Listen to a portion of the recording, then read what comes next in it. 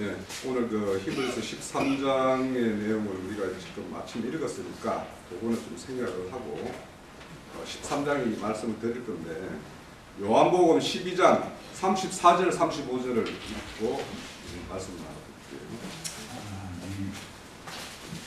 12장 34절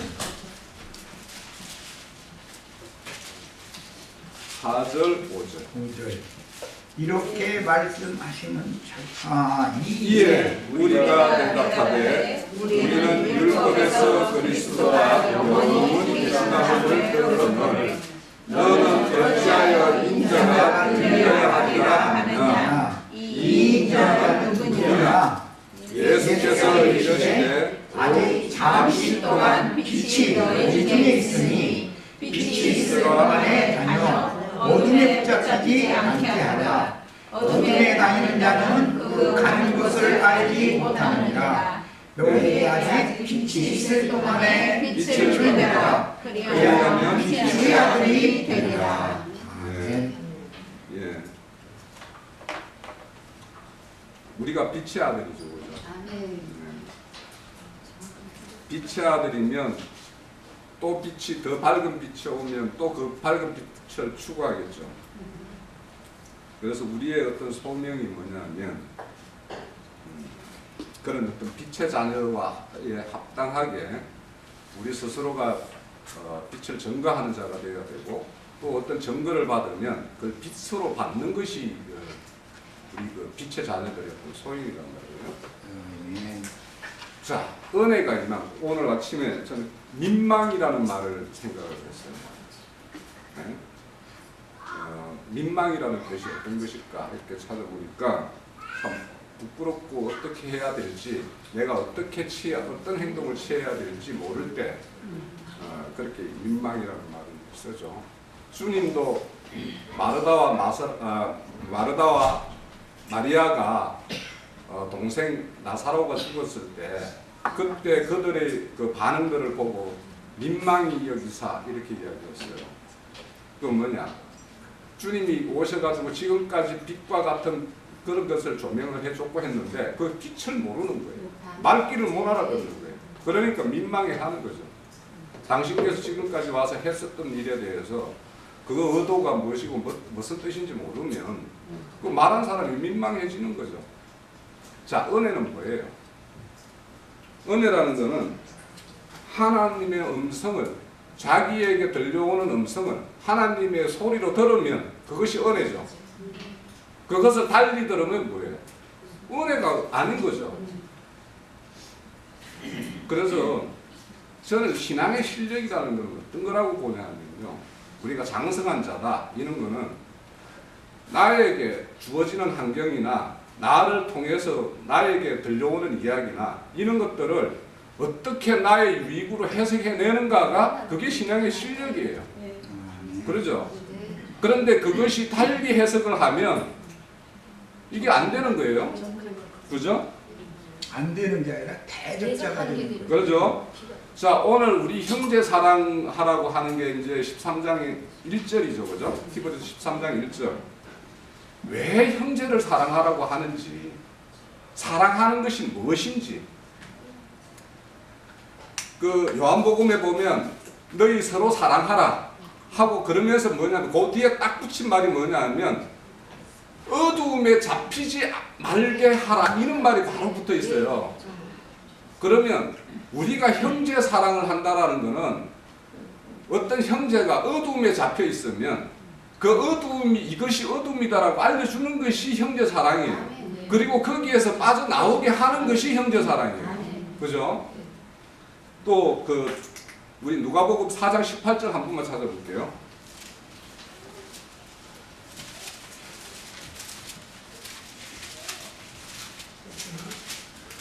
4장 18절요. 주의 성령이 내가 임하였으니 이는 가난한 자에게 복음을 전하게 하시려고 내게 기름을 부으시고 나를 보내사 포로된 자에게 자유를 눈먼 자에게 다시 보게 하심을 전파하여 눌린 자를 자유롭게 하고 19절도 볼게요. 주의 은혜를 전파하여 하시라. 예. 우리가 주의 성령이 나에게 임해서 우리가 어떤 말씀이 있으면 거기 말씀이 기름 부음이 된 거죠. 그죠? 그러면 우리의 말씀에 어떤 기름 부음 받은 자로서 우리가 가난한 자, 뭔가 지금 궁핍한 자, 이런 자에게 가서 복음을 전해야 되는데 그들은 뭘 위해서? 그들이 포로된 자, 뭔가에 잡혀 있는 자, 우리 3절에 보면 갇힌 자 있죠. 그런 자에게 풀어내는 것이, 그를 자유하게 하는 것이 기름 부은 자의 소명이에요. 또 눈먼 자를 다시 보게 하는 것이 기름 부은 자의 소명이에요. 또 눌린 자가 있으면 그 사람을 자유케 하는 것이 기름 부은 자의 소명이에요. 이거 안 하면서 우리가 어떤 기름 부음 받은 자로서 어떤 교회를 이루기 위해서 뭔가 하는 것들은 다 허상이다.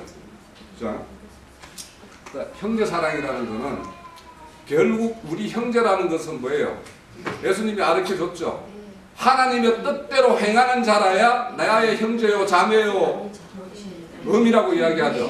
어머니라고 이야기하죠. 그럼 하나님의 뜻대로 행하지 않는 것을 볼 때 우리는 그것을 당연히 뭔가를 건면을 해야 되고 해야 되는 거예요. 그러니까 그것을 건면할 때 우리가 잘 그 형제 사랑이라는 걸 아주 깊은 기저에 깔고 해야 되겠죠. 굉장히 조심스럽게 다룰 부분은 있어요. 그러면 이렇게 형제 사랑을 해야 되는 이유는 뭐냐면 궁극적으로 우리는 그리스도의 몸을 세우는, 교회를 세우는 이 일이 우리의 일이란 말이에요. 그러면 이것을 다른 말로 말하면 연합이라고 이야기해요. 그리스도인 머리와 교회인 몸이 연합시키는 것도 있지만 지체와 지체끼리도 연합이 돼야 되죠. 그럼 이 연합이라는 것은 뭔 말인가 하면 저도 저기 헬라어를 좀 찾아봤어요. 신비바조라는 말이 있어요. 연합하다라는 뜻에 이 신비바조라고 할 때 신이라는 건 우리 함께 이렇게 하는 말 있죠. 비바조는 가게 하다. 자, 우리가 어딘가로 가야 되는 목적지가 있죠. 교회의 목적지가 있죠. 그러면 거기에 함께 가기 위해서 뭐냐? 가는 것이 연합이란 말이에요. 그런데 다른 길로 가는 자가 있으면 이쪽으로 물이 안으로 몰아 넣어야 되는 거죠. 이것이 우리가 해야 되는 것이고 이게 형제 사랑이란 말이에요. 다른 게 형제 사랑이 아니고 이게 형제 사랑이에요. 그리고 또 연합이라는 말을 다른 걸 또 찾아보면 또 다른 한 말이 로마서 6장 5절에 보면은 그리스도와 연합하여 우리 세례받은 자죠. 그때 연합이라는 말이 뭐냐면 또 찾아보면 함께 좀 더 그걸 세부적으로 찾아 들어가면 함께 한 밭에 심겨져서 자란다는 뜻이에요. 그런데 우리가 같은 한 밭이어야 되는데 다른 밭을 가지고 와가지고 이상하게 하면 안 되는 거죠. 그죠? 그러면 같은 밭에 심겨져서 같은 밭에서 자라기 위해서는 뭔가가 이상한 잡초가 이렇게 일어나면 뽑아야 되죠. 그렇죠? 그렇게 하는 것이 우리의 형제 사랑이에요. 그러니까 형제 사랑의 목적을 명확하게 알아야지 우리가 다른 어떤 걸로 인해서 뭔가 작은 걸로 상처받지 않고 우리가 정말 큰 어떤 목적지로 향할 수 있는 거예요. 자,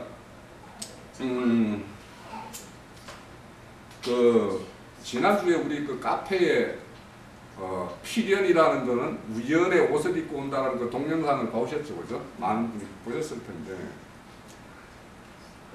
우리 믿는 자들은 내가 내 안에 또 우리 교회에 뭔가 일어나는 일들은 이게 우연이 아닌 거예요. 우연으로 해석을 하면 이 세상 사람들은 그런 것들을 다 뭘로 하냐면 행운, 재수, 재수 없는 거, 이런 걸로 다 해석을 해버리는 거죠, 세상 사람들은. 그래서 어떻게 그 우연과 우연이 잘 돼가지고 뭔가가 큰 어떤 자기가 원하는 세상에 힘이 되는 거, 이런 것들을 얻은 사람은 행운하라고 생각을 하고 우리가 세상의 어떤 눈으로 보면 그런 것을 부러워하죠. 그렇죠? 그런데 우리 교회에 믿는 사람은 모든 일 배후에는 다 주님이 계시죠. 주님이 일하시기 때문에 이거는 우연처럼 보이지만은 필연이란 말이에요. 그러니까 우리 지금 우리 교회나 우리 각자 자신들에게 일어나는 일들이 이것이 왜 일어났는지 자기 스스로 성찰하는 것, 이런 것이 사람과 짐승이 다른 것이 사람에게는 양심이라는 게 있고 영치라는 게 있잖아요. 그죠? 그러니까 이런 것이 사랑과 짐승의 차이고, 또 이런 것이 세상 사람과 우리 신앙인의 어떤 차이가 있는 거예요. 그러면 그 세상 사람들이 말하는 뭐 이런 양심과 염치와 우리 교회에 다니는 사람들, 우리 교회를 이루고 있는 사람들의 사랑과 염치, 뭐 이런 양심, 이런 거는 또 다른 차원이죠. 그죠? 그러니까 우리의 모든 일을, 우리 각자에게 일어나는 일, 교회에 일어나는 일, 이 일은 하나님이 필요해서 우리에게 이걸 주셨구나라고 해석을 하는 것이 우리 신앙인의 자세고, 그래야지 내가 늘 뭐냐면 경성할 수 있다고 해요. 뒤에 보면 인도자는 늘 히브리서 13장 쪽 뒤쪽에 보면 인도자는 인도받는 자들, 지체들의 어떤 그 일을 경성하여 늘 자기가 해결하는 것 같이 한다라고 해요. 그러면 교회에 뭔가 문제가 있으면 염려스럽죠. 그죠? 근심도 되고. 그 근심도 고린도전서 후서 7장인가 가면 하나님의 뜻대로 근심하는 게 있고, 하나님의 뜻과 상관없이 세상적인 일로 근심하는 게 있어요. 근데 하나님의 뜻대로 근심하는 거는 그 결국에는 사랑을 이루고 구원을 이룬다고 그러고, 세상의 일로 근심하는 일은 사망에 이르게 한다고 그랬어요.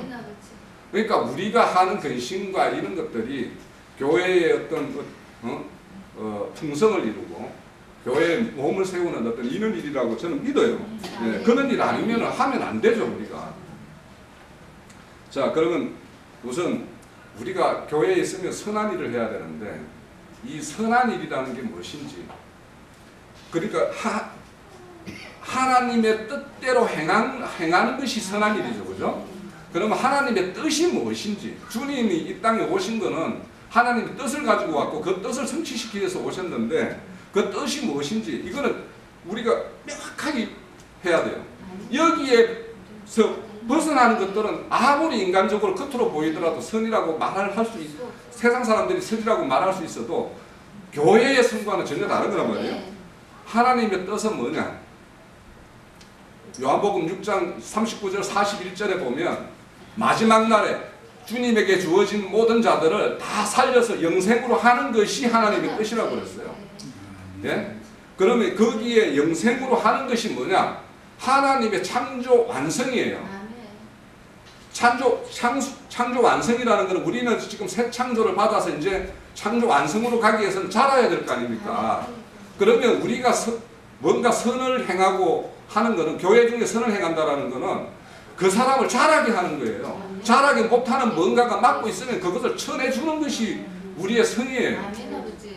이것을 명확하게 하셔야 돼요. 그래야지 우리가 이렇게 하면, 그래서 그것을 그렇게 받아들이지 못하면 손가락질, 뭔가 정죄하는, 남을 비방하는 이런 걸로 듣는다고. 그죠? 네. 자, 또 하나 우리가 생각해야 될 것이, 고린도후서 4장에 보면 우리는 질거룩의 보배를 가진 자라고 했어요. 그죠?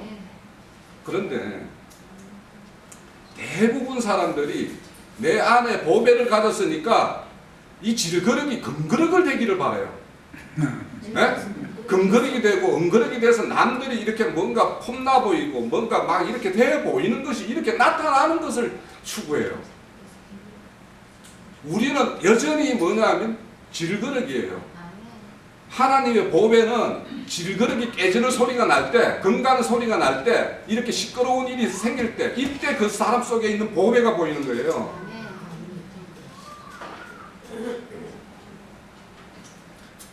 다윗이 하나님의 뜻대로 생겼다고 그랬어요. 다윗의 그 인생을 보면 폼나는 거 아무것도 없어요. 참 사람이 저 위에까지 올라갔다가 나락으로 떨어지는 그 인생을 보면 연민의 정이고 불쌍하게 여기지는 게 있어요. 그죠? 그런데 다윗이 그런 사람이잖아요. 일국의 왕이 되었다가 자식에게 쫓겨가고, 그죠? 이런 일을 당하는 어떤 그런 수모를 당하면서도 하나님을 떠나지 않고 하나님이 나의 모든 것 되고 나의 주 된다라는 걸 고백하는 그 사람이 신앙의 실력자고 하나님의 온전한 걸 완성된 자예요. 우리가 흔히 그리스도 안에 있다, 그리스도 안에 산다라는 말을 많이 해요. 그러면 그것이 증거가 뭐예요? 우리가 그리스도 안에 산다, 뭐다 한다라는 것은 모든 것이 하나님에 의해서 모든 것이 나에게 있는 일이나 모든 것이 나에게 있는 것은 하나님에 의해서 모든 것이 비롯됐다라고 생각하는 그것이 있어야지 내가 그리스도 안에 사는 것이지, 요거는 그리스도 안에 있는 거고 저거는 그리스도 안에 없는 거고.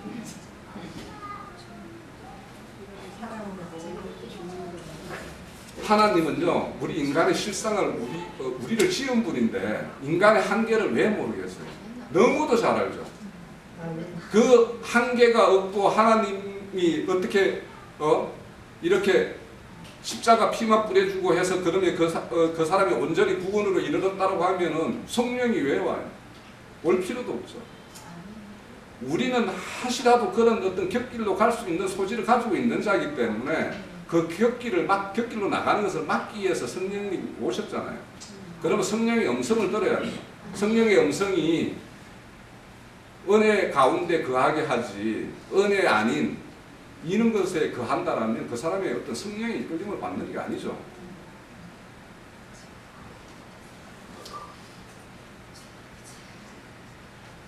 그래서 아침에 자주는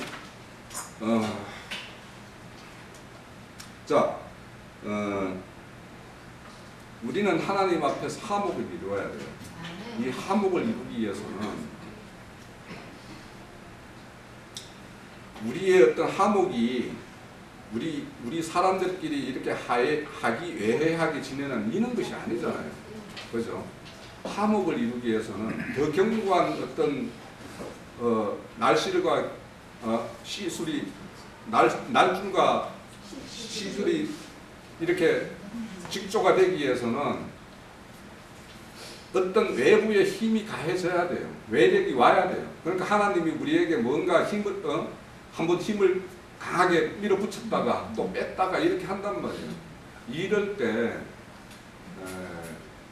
우리가 뭔가 이런 하나님의 뜻이 임한 어떤 이런 것이 느껴지는 일이 있으면 우리 모두가 이렇게 좀 깨어있는 마음이 필요해요. 필요하고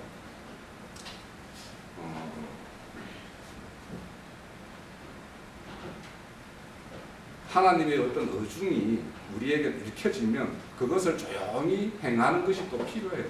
그것은 어떤 사람에게 어떤 뜻이 임해져서 누구에게 내가 뭘 해야 되겠다라고 하면 조용히 하세요.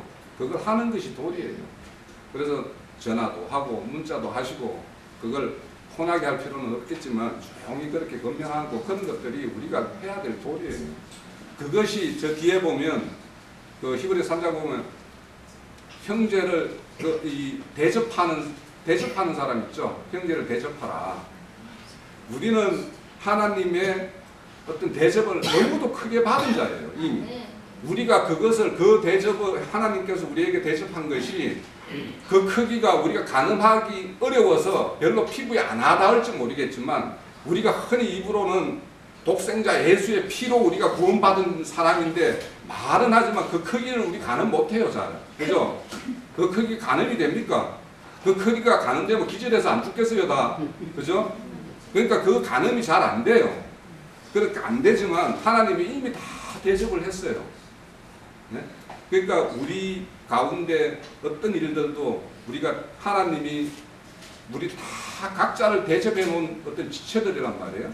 그러면 그 지체들이 얼마나 가치 있는지는 그 하나님이 우리에게 베푸는 대접을 아는 만큼 그 형제를 대접하게 되어 있어요.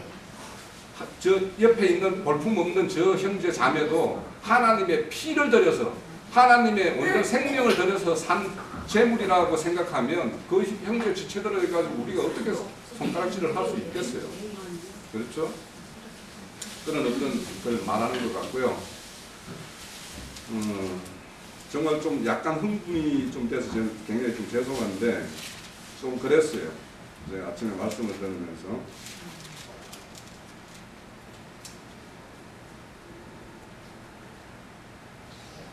그리고 이제 여기 보면 이제 갇힌 자가 있죠. 갇힌 자.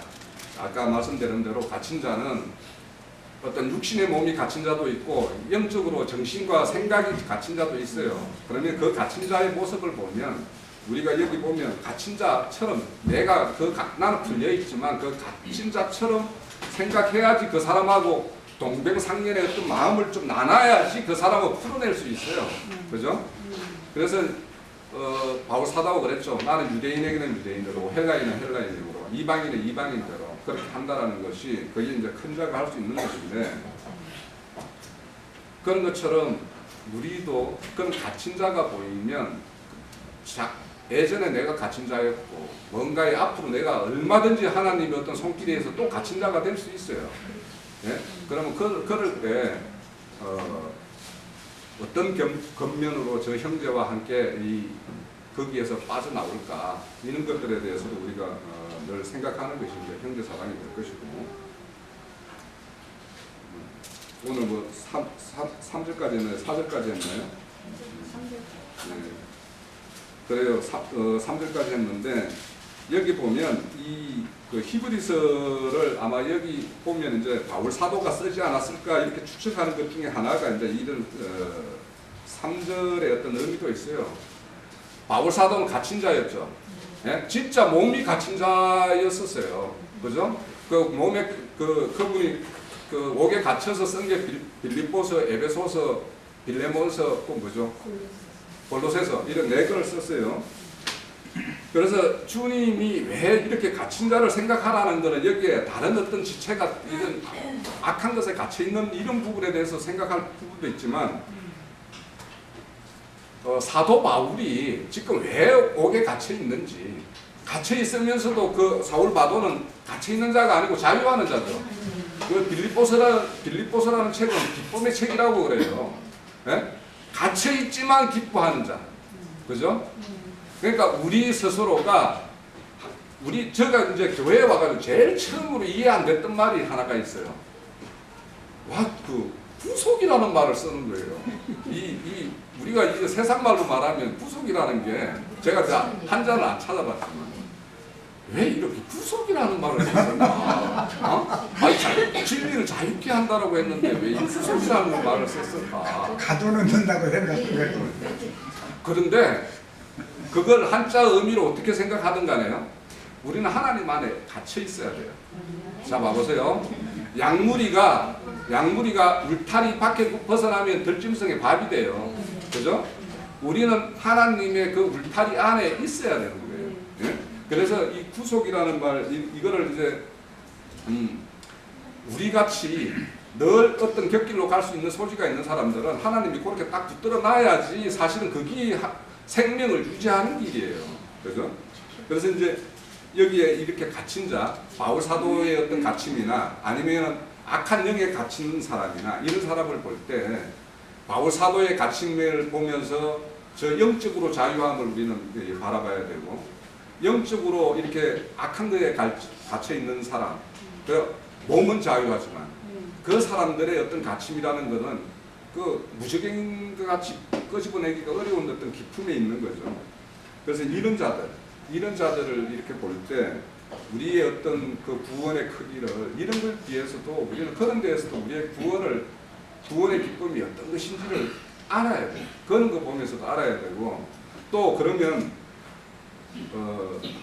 바울 사도가 이런 고난을 받으면서 자유한다라는데 우리는 어찌 보면 이 고난은 피하고 바울 사도가 받은 어떤 그 하늘의 영광은 또 취하려고 하는 이런 신보들이 있어요, 사실. 그죠? 그러니까 봐보세요. 지금 우리 각자가 한번 물어보세요. 내가 나사로처럼 살고 싶은지, 부자처럼 살고 싶은지 각자 한번 물어보세요. 그러니까 가만히 보면 교회에서는 나사로로 살고 싶고 밖에서는 부자로 살고 싶고 이런 식구들이 있잖아요. 그죠? 네. 그러니까 우리가 정말 어떤 거에 갇혀있고 어떤 거에서 자유하는 자가 복받은 자인지 이런 것이 아는 것이 참 중요하다는 생각이 들었어요. 네.